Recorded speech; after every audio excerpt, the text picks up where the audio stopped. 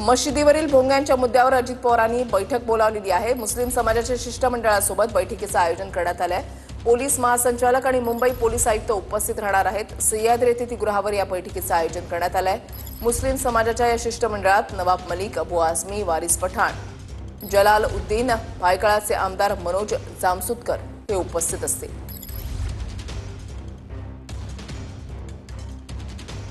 तर आयुक्तांची या बैठकीसाठी उपस्थिती असल्याचं पाहायला मिळतंय। अक्षय मणकणी आमचे प्रतिनिधी आमच्या सोबत आहेत। अधिक माहिती त्यांच्याकडून जाणून घेणार आहोत। अक्षय,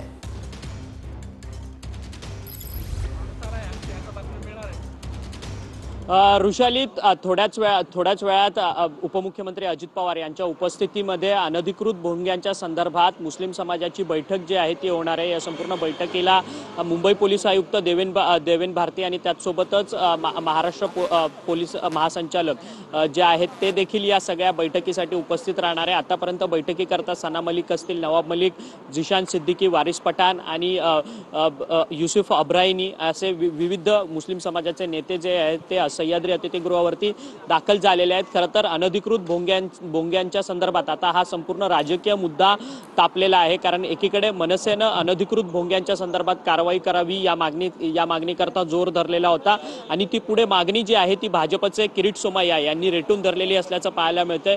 किरीट सोमय्या मुंबईमधल्या आणि राज्यामधल्या ठिकठिकाणी जाऊन मशिदीमधले अनधिकृत भोंगे काढण्याच्या संदर्भात पोलिसांवरती सातत्यानं दबाव टाकताना पाहायला मिळतात। परंतु या सगळ्या भोंग्यांच्या संदर्भात बैठकीमध्ये आता नेमकं काय निर्णय होतोय किंवा काय माहिती समोर येते ते पाहणं महत्त्वाचं असेल। धन्यवाद अक्षय, दिलेल्या सविस्तर माहितीसाठी।